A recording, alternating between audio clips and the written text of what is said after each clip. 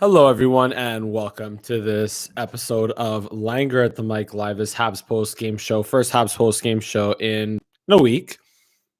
And the Montreal Canadiens, they played their third opening game of a conference final or semifinal or third round, whatever you want to call it, matchup or series. For the third time since 1993, the Habs are in the third round, and they open a third round series. And unfortunately, they lose 4-1 to the Vegas Golden Knights. First time that they're playing a team from the United States all season. First time the Golden Knights play a team from Canada all season. And first time that they play in front of a full capacity crowd all season. So, and that's what kind of is a little bit annoying about this game, is that the Habs came out really well, came out really strong to start this game, even like in front of a crazy packed crowd in Vegas. And I will say, having been to Vegas myself, I was at game 3 between the Vegas Golden Knights and the Winnipeg Jets in the conference finals 2018. And I will tell you that obviously it's a tremendous atmosphere, a tremendous experience, because the crowd feeds off the entertainment.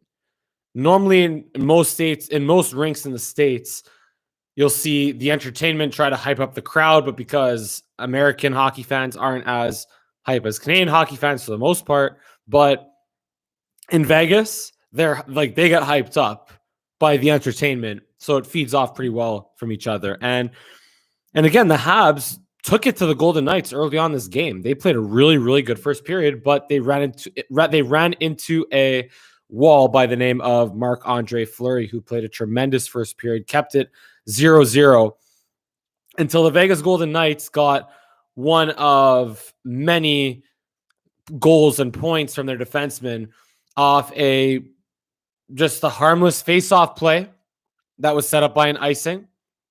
Erik Gustafsson didn't, just kind of gaffed in the neutral zone. I think he was the one that iced the puck.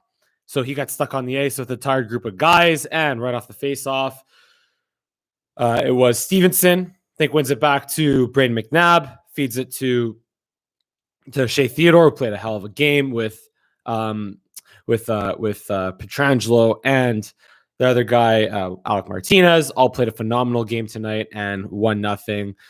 And yeah, I'll get to your comment there, Noah C. Glennon, in the comment section there. But yeah, so even then, the Habs still, they outplayed the Golden Knights in the first period, where they very well could have gotten dominated because of the crowd, because of just so many circumstances that they're not used to playing with this year. And just the Habs, they played a good first period. They had a power play where, even though they didn't get any shots, they got some good possession. They got a lot of really, really good chances from Lehkonen and Byron and Lehkonen, Deneau, and Gallagher early on. Even from Toffoli, Suzuki, and Caulfield, they got a couple of really good chances early on. And Fleury, he's like one of the most fun goaltenders to watch, because his style, he's just such an athlete. He just covers so much ground so quickly, but it's like he almost has like that Koskinen type of vibe, where it's like the puck just like when the puck hits him, it's almost like by accident. But Fleury's really, really good. Not to take anything away from him.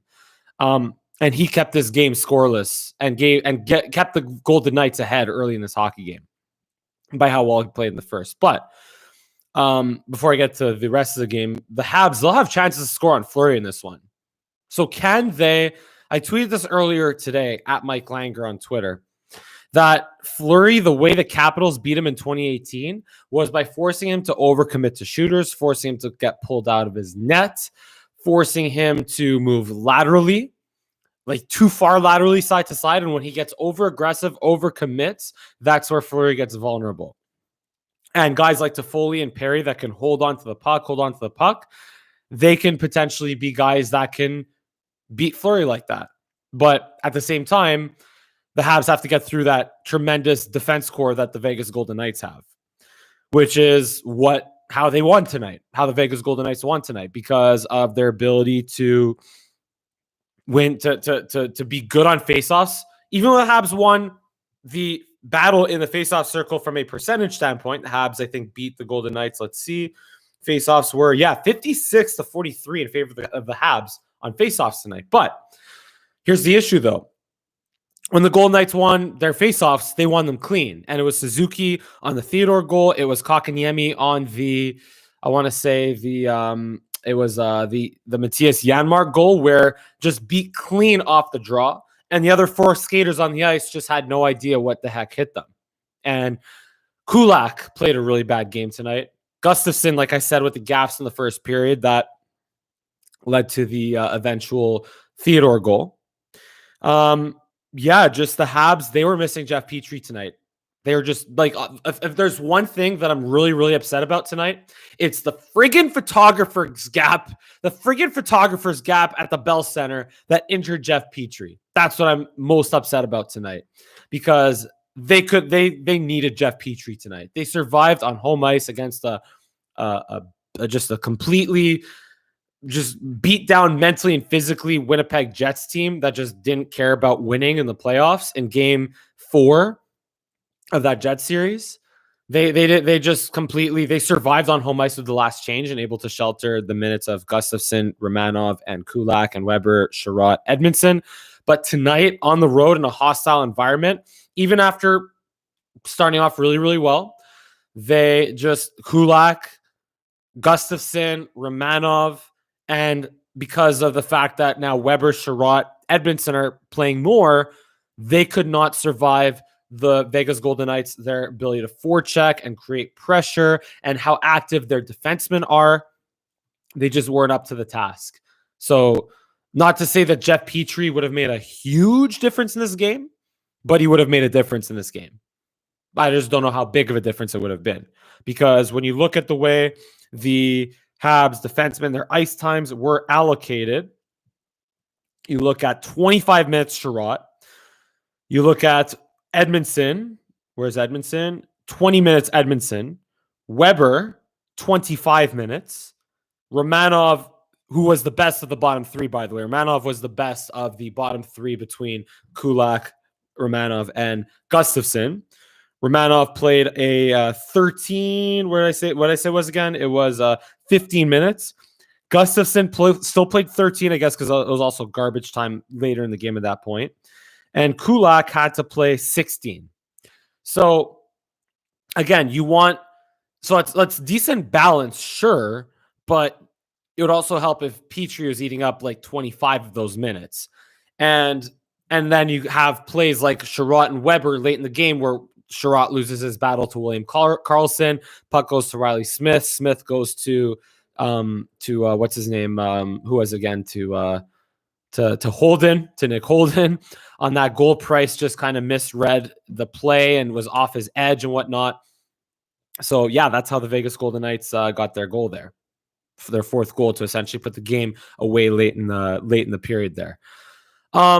So again, here's the issue now, and again, it's really late and I have to get up early, so I'm probably not going to be going at it too long here. But yeah, let's talk about Carey Price right now and how the Vegas Golden Knights beat Carey Price. It's simple. Traffic in front. Make them uncomfortable. That's it. Because Carey Price was, once again, made some spectacular saves in this game. He stoned Mark Stone. Ha ha ha. He winked to Mark Stone after, gave him a little good old, Patrick Roy action right there.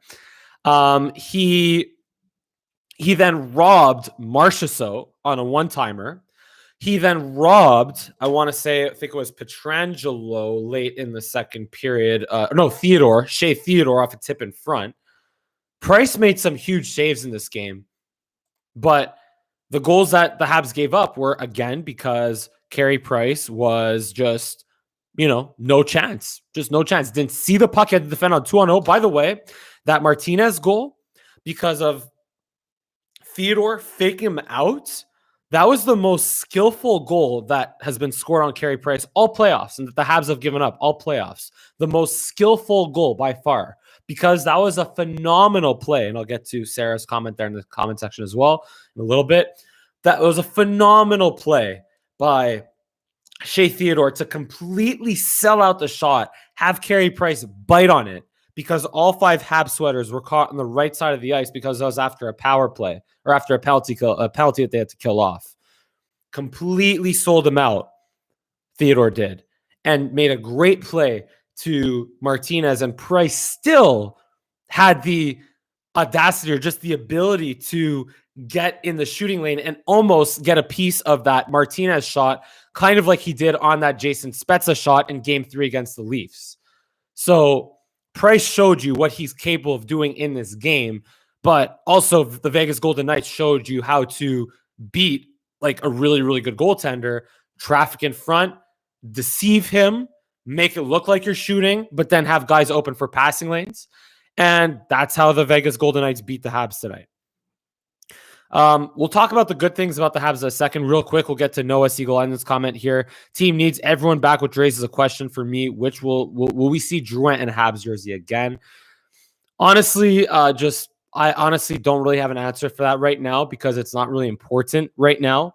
All I can do is, again, just like we've been doing all season, wish Drouin the best and hope that whatever personal issues he's dealing with, that he's dealing with it.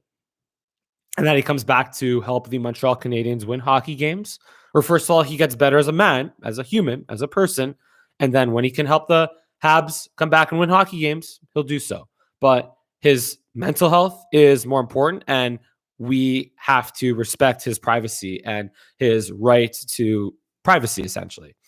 Sarah A., I was feeling hopeful when I turned on the TV and shortly after Montreal scored the first goal. Oh, well, it's game 1. And let's talk about that first goal because it happened to be Cole Caulfield's first NHL playoff goal in front of his mother and father in the stands. And he had JJ Watt posting on Twitter a picture of himself in a Cole Caulfield jersey. JJ Watt is my favorite non-Dallas Cowboy in the NFL by far. Love JJ Watt, and I'm so happy he's on the Canadian side. But yeah, Cole Caulfield tonight, by the way, had 6 shots on net, a lot of them late also when they were going for that late surge at Fleury.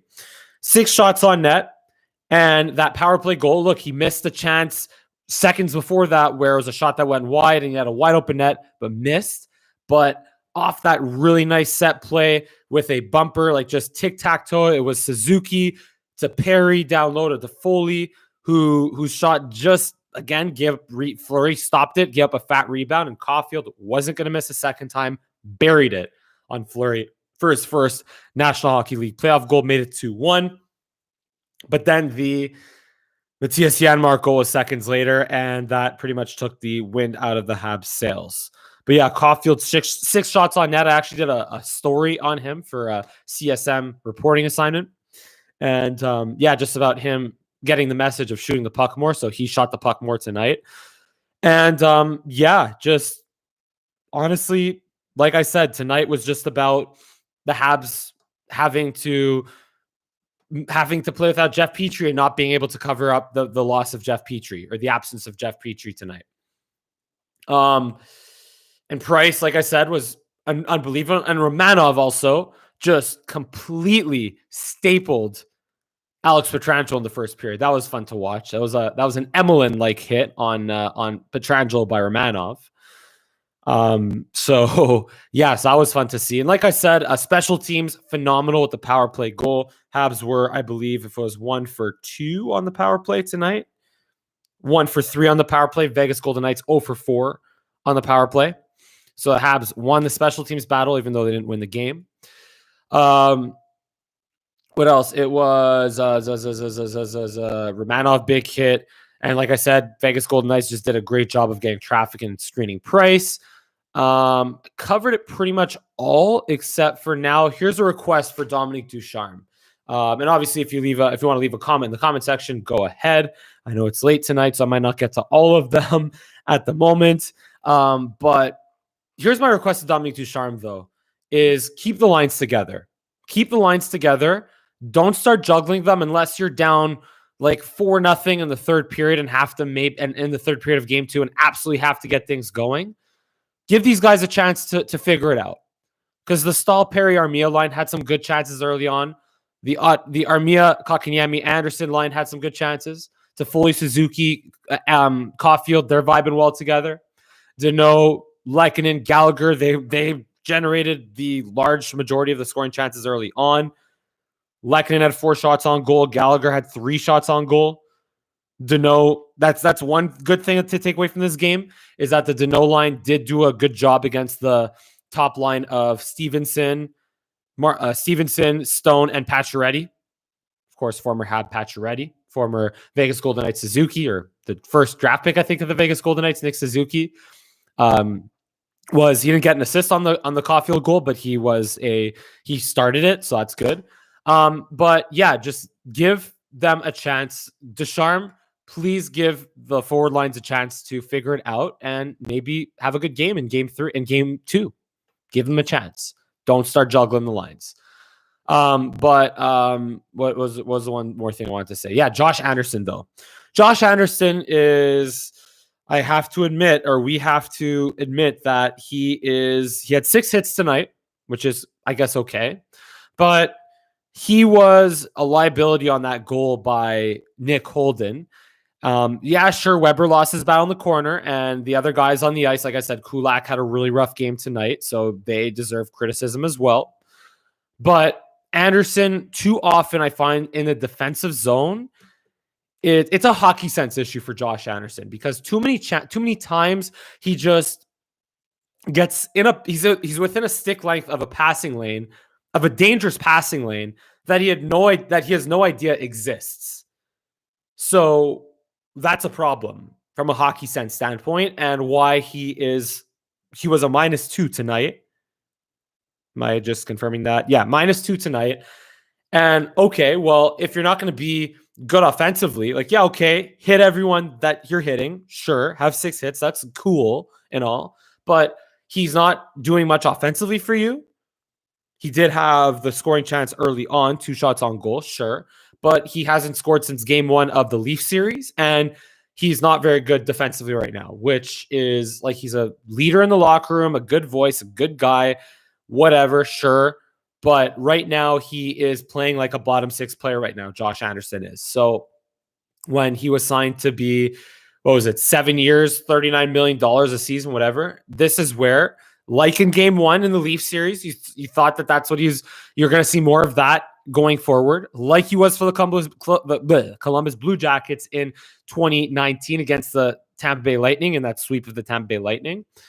You expect to see more of that from Josh Anderson, and the Habs will need more of that for them to be able to have a chance in this series against the Vegas Golden Knights. But hey, it's just game 1, and it's the first time the Habs played in front of a sellout crowd, so now they know what it's like.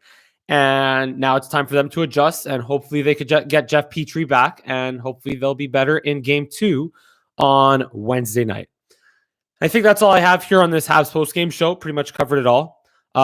There's Mama Langer in the comment section. Something about the Montreal offense just needs to click, that, and we seem to have too many penalty minutes for the first time since the Toronto series. I'm optimistic, but we have some problems to solve. Agreed. Good take there, Mama Langer. The penalties, I think, also definitely hurt the Habs' rhythm, because they were clicking in the first period in terms of a generating scoring chances standpoint. Just Fleury was really, really good. But they do need to make, like I said, Fleury's life more miserable. And yeah, just don't take as many penalties. You can argue, okay, maybe the Danault hook where he got his stick kind of wrapped up in friggin' Alex Tuck's armpit was a little soft. You can argue that, but also Ben Sherratt can't put the puck from inside his own blue line. Ben Sherratt can't fire the puck all the way down over the glass at the other end. That can't happen. But at least the Habs were on the penalty kill. They killed them off, but clearly the fact that they're killing penalties affected their offensive rhythm in this game, and it hurt them. So, yeah, have to stay out of the box. Yep, and that's all I have here on this Habs post-game show. It is 12:13 at night, and I have to get up at 6 in the morning tomorrow. But as usual, thank you so much for tuning into this Habs post-game show here on Langer to Mike Live. Give me a follow on Twitter, Instagram, and TikTok at Mike Langer for all 3. Give a big thumbs up on this video if you appreciate my commentary. And leave a comment in the comment section, whether even if it's after the fact, and I will get back to it. But thank you so much for tuning into this Habs post-game show here on Langer to Mike Live. And I look forward to seeing you again next time. Go Habs, go.